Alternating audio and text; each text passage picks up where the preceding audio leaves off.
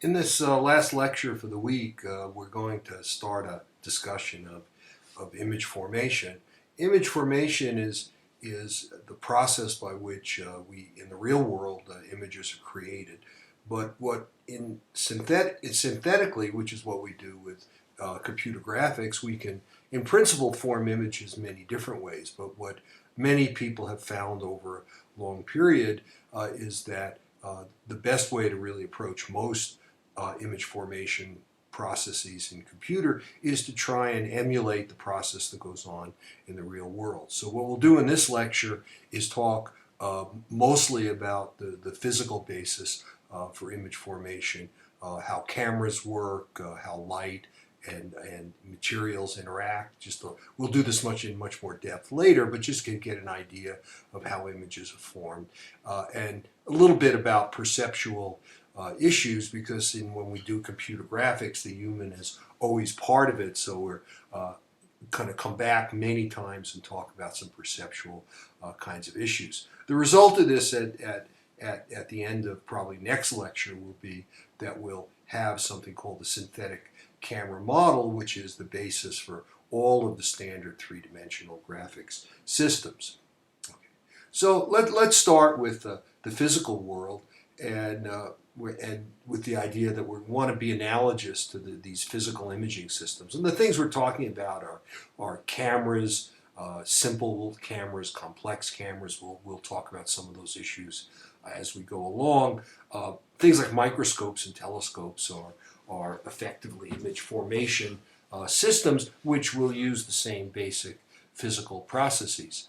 The human visual system, at least the front end of it, the part with the eye and all the things surrounding the eye, the iris, the optic nerve, are really an imaging system. The more complex behavior is back in the brain, but we can look at that front end of the human system as being a physical imaging system, which will in many ways be very much alike what we do with cameras and microscopes and telescopes. So all of these will share the same basic elements. There's going to be something we're looking at, an object or multiple objects. Here in this image you see just a little Greek temple, and that's to sort of honor the Greeks, who really were the first ones to really understand the image formation process and how to do design so that you could construct buildings principally that had very pleasing lines and the right proportions that would appeal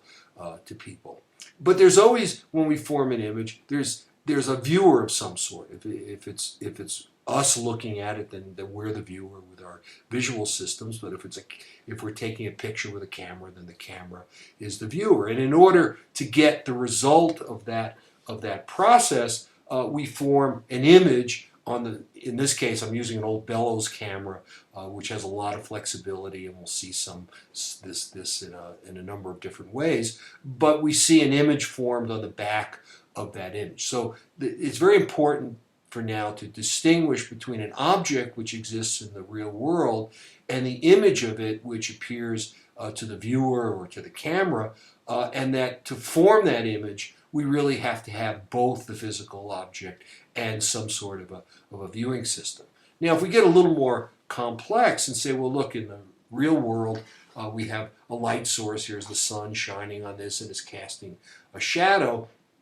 Then what we see, both in terms of whether we see a shadow or we don't see a shadow, or the colors we see on the object, are actually based on some sort of an interaction between the light source and the materials that in the object. So if we see red, for example, a red roof, it's because generally we're shining white light on it, and the roof reflects the red part of the incoming light and absorbs the other colors. So we do have to pay some attention to these material properties. We also will later want to talk about how different materials have different reflectivity properties.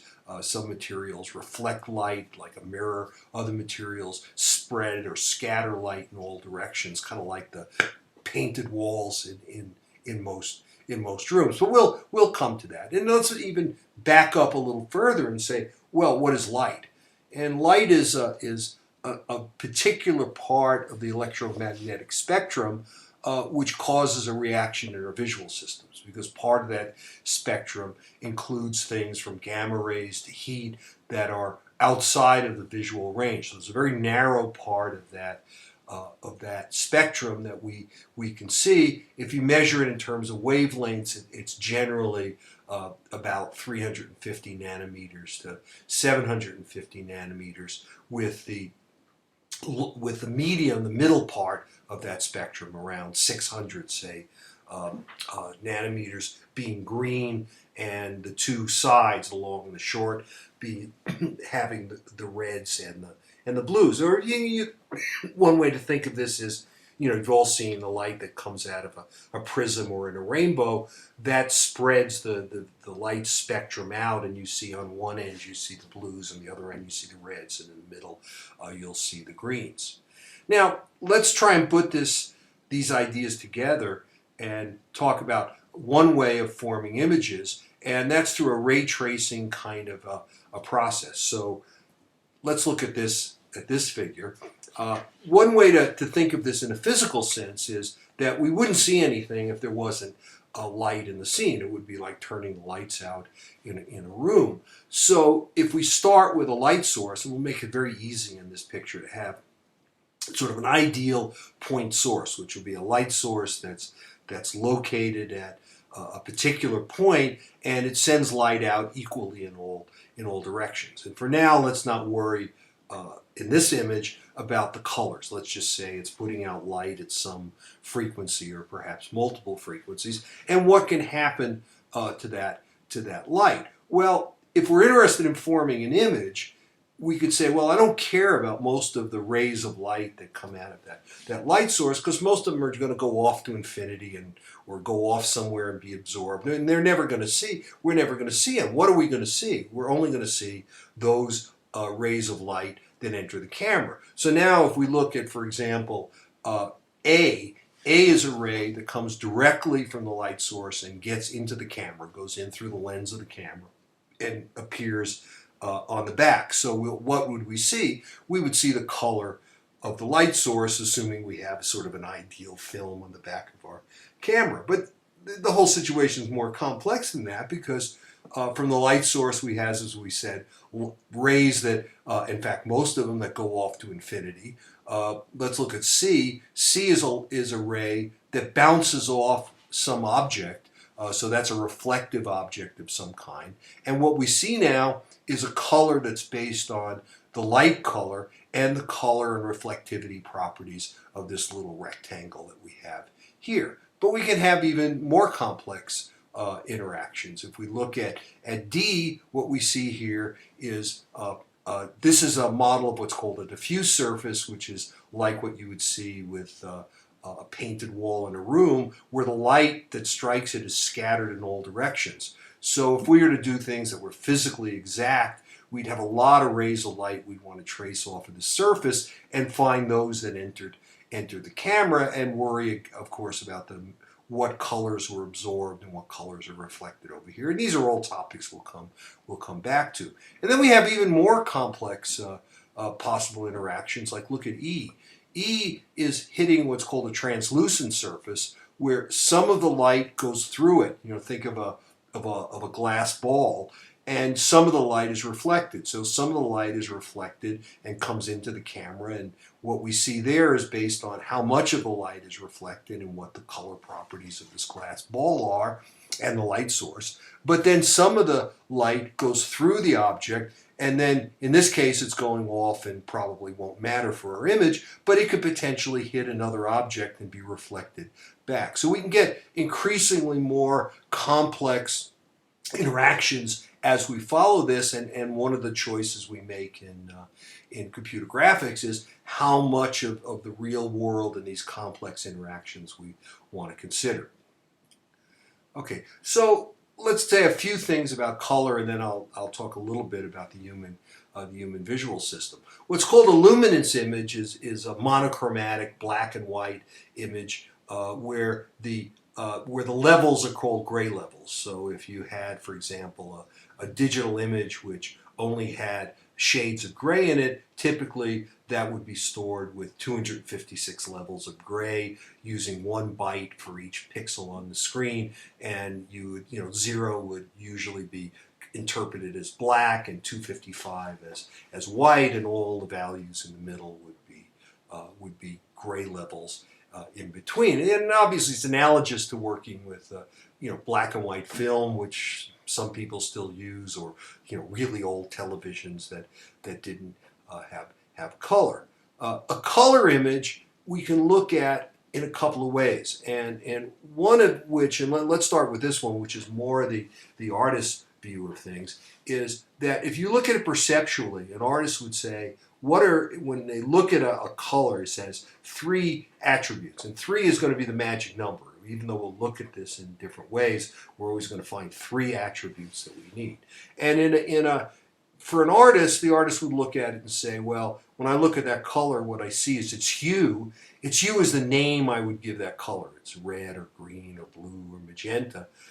Saturation would be how intense that color would be.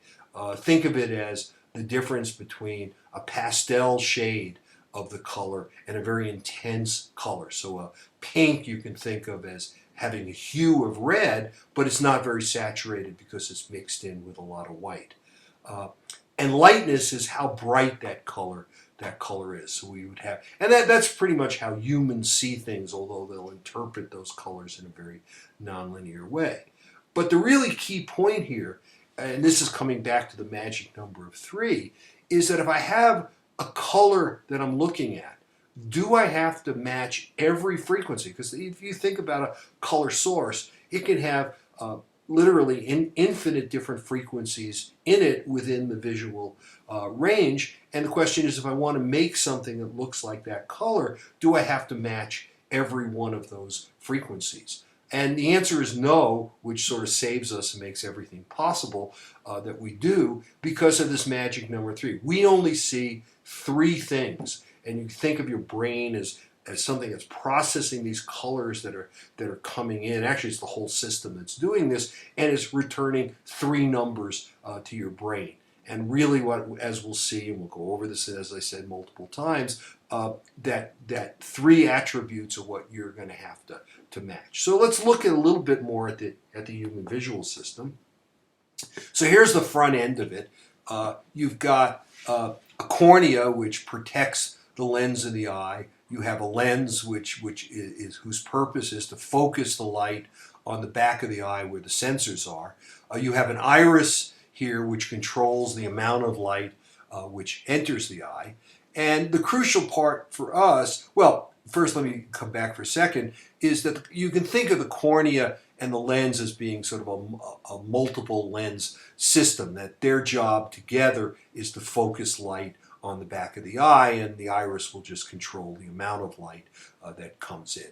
Now, on the back of the eye, that's a surface is called a retina, and it consists of rods and cones, and they're called rods and cones because when they're looked at under a microscope, they look like rods and cones. Now, the rods are not of particular interest to us. You have less of them than you have cones, and they're monochromatic. There's essentially one type of rod in there, and that rod mostly is responsible for your night vision. You may really notice when you drive at night you have less color sensitivity than you have during the day. That's because you're using your rods and not your cones. Humans have, and it's different in other animals, you have 3 types of cones, each of which is sensitive to light in a different range of frequencies. And that's where the magic number 3 comes in for humans. That because there's only 3 types of cones, effectively what's going back along the optic nerve to the brain are 3 numbers, which are what the 3 types of cones see at a particular location along the retina. So that says we only need to match these 3 values as far as the brain is concerned, but on the input end, we only need 3 primary colors, and that's why physically almost all of the devices we work with are 3 primary color devices. If it's a color television, as we saw this slide last time, it's a generally a red, green, blue system where we have phosphors that when they're excited produce red, green, and blue, and the rods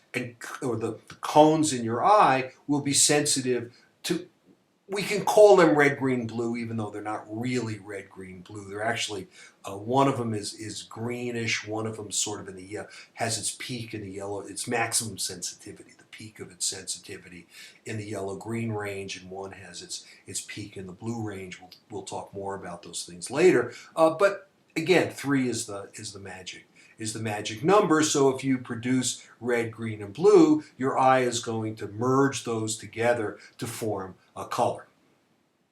Now, that's one system. That's called additive color because we add those. So if you have any of the standard systems, whether you have an LCD display, any kind of flat panel display, a CRT, if you have a projector in the back of the room, whether it's a movie or some home projection system or positive film, they're all additive systems. The colors that you see on them are added together to get the color that you interpret. The alternative to that is called subtractive color, and everything we say with additive color has a dual, which is subtractive color. In subtractive color, you form a color by removing frequencies from white light. So think of it this way, and this is what is the standard in the printing industry. Negative film works this way. So the idea is if you have say a piece of paper with a color image on it, you see a certain color under white light because the other colors have been absorbed or subtracted by the paper, and only the color that you see is reflected back. Generally, what happens when you look at the literature for subtractive color is the primaries are called cyan, magenta, and yellow rather than red, green, and blue, where each of these is the pair that's formed by adding 2 of these together. So for example, if you add green and blue together, you get cyan. If you add red and blue together, you get magenta. If you add red and green together, you get yellow. But the important point is anything we can do with additive color, we can do with subtractive color because they're really dual systems. Okay, so let's just look now, come back now. We said a little bit about light and interaction, but let's look at the camera itself and the geometry of the camera and how we mimic that to get something that will be useful in computer graphics. So here's the simplest camera system. Some of you may have done this built one of these when you were a kid. It's just a box that has a tiny little hole in it, and you place some film at the back and you do something like put a flap over the front of it, and then when you pull open the flap, light can enter. And ideally this pinhole would be so small that only a single ray of light could get in. Now obviously that's not going to quite work because you can't make anything that small, but also it would let in not enough light to expose the film that's on the back. But let's go along with this little ideal model. So you have the light comes back here, strikes some film over here. So if you have some light coming from a point XYZ in space, and our coordinate system is going to have Y up for now,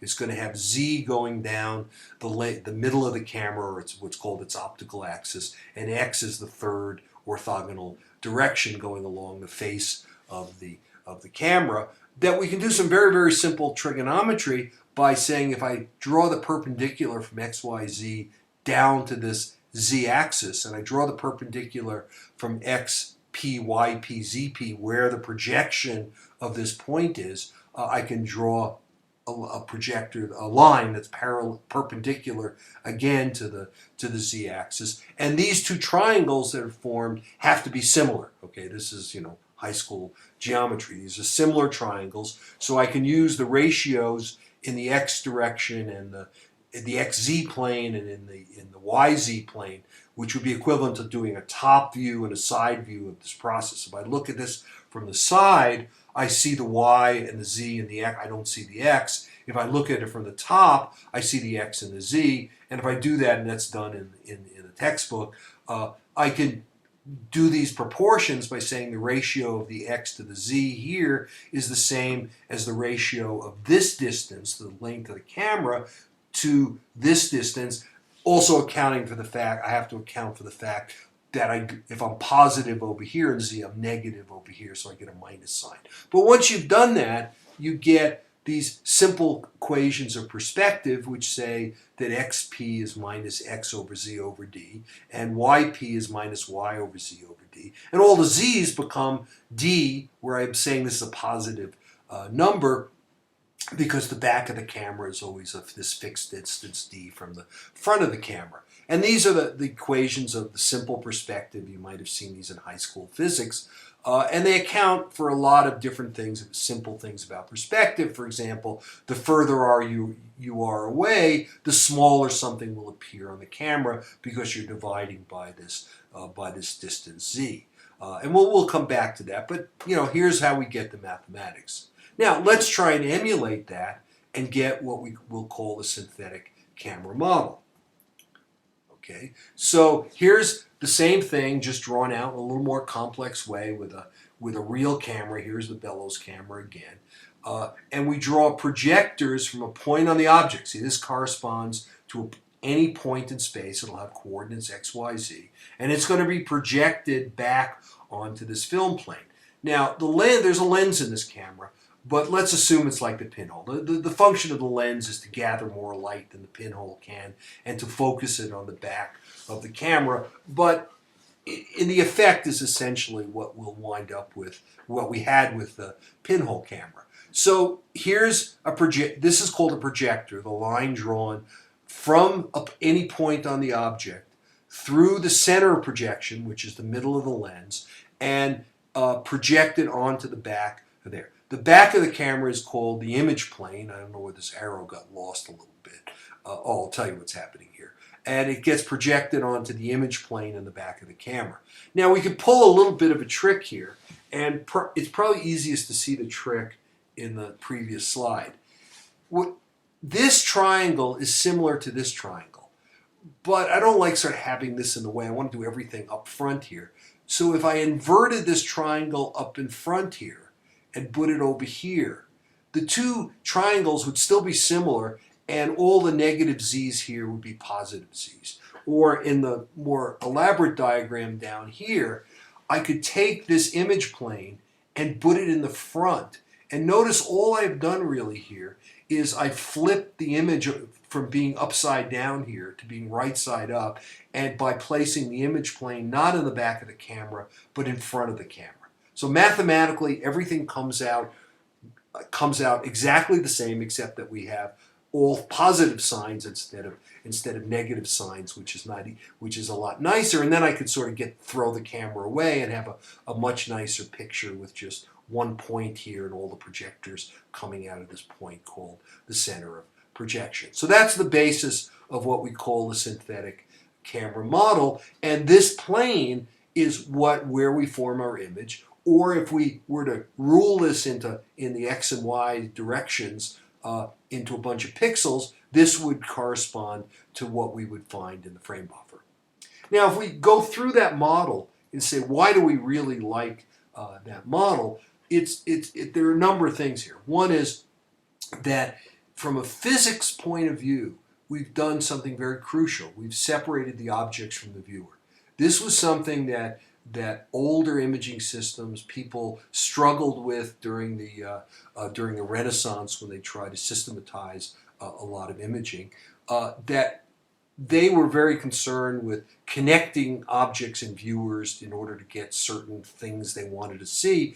But in a computer sense, a key element of what we do is to separate the objects from the viewer and also separate the light sources when we start considering light sources. A second key point here is that our model has been built up in 3D. If we want to talk about 2D, that'll be a special case of 3D, and the only thing we'll have to do to talk about 3D is to say all our objects live in a single plane. It turns out there are lots of examples of this in the development of computer graphics and other imaging systems, is that when people started with 2D, because they thought that was simple, and try to extend to 3D, they got into all kinds of trouble. So we're going to start with something where if we talk about 2D, we know we're really inside of a 3D system, and that's a special case. And one of the results of both of these things is that the software, the the application programming interface becomes much simpler because you're specifying your objects, your lights, your camera, and various other things independently of each other. I don't have to worry about, oh, this is a perspective projection, what's the mathematics? That's what the computer's for. What we want to do is just say, hey, I have an object over here, here's where its vertices are, and here's another object, and these are its material properties, and I have some lights, and they're located here, here, and here, and oh, I'm going to place a camera over here, and I'm going to point it in this direction, and maybe I want to put another camera somewhere else. All of these things become completely independent in terms of the functions that you're going to use within WebGL or any other recent graphic system to specify what is in a particular scene. And all of this in the end also leads to a very, very fast hardware implementation. If it didn't, then all of this would have fallen apart long ago. But by doing it well here and using the synthetic camera model, we in fact wind up with a very, very powerful hardware implementation of this, which is what you see in your graphic system. Now, one final note I want to make is that what we're going to do in our systems, and this is what OpenGL, WebGL are all based on, is what's called a very local lighting model. We're not going to worry about lighting for a couple of weeks, but this is a crucial point in why our systems look like they do. We want to process our objects one at a time. And if you process your objects one at a time, then you get into some problems with trying to do global kinds of effect. That if I have light striking this object, some of this light can bounce off of other objects, and so the color that I actually see can be a lot more complex. If I were to move this object a little bit, then the shadow from this object might lie onto this cube, from the cylinder onto the cube, and I have a much more complex thing to try and work out, all the geometry of where the shadow lay and what was lit and what was not lit. These are called global lighting considerations, and they depend on how objects and the sources all are related to each other. Our models, and what's used in OpenGL and WebGL, are totally based on being able to process each object independently. So except for cases where we're going to see certain tricks, we're not going to be able to do what we saw in that diagram, which is essentially a ray tracing point of view. It's a nice physically based point of view, but it's not used in real-time computer graphics because the complexity of trying to do all of the possible interactions between objects and having all the objects available all the time in memory is just really, really complex and slow. And although we're getting better with modern GPUs, and some of them can come close with certain global effects doing ray tracing, it's really not the kind of thing we want to do for interactive applications, with some exceptions. We will see later in the course ways that we can create, in particular, shadows and deal a little bit with translucency and get images that are pretty close. Okay, so what I hope you'll do between now and next week is really finish reading Chapter 2. Then we'll really get into actually what we have to do to write WebGL programs.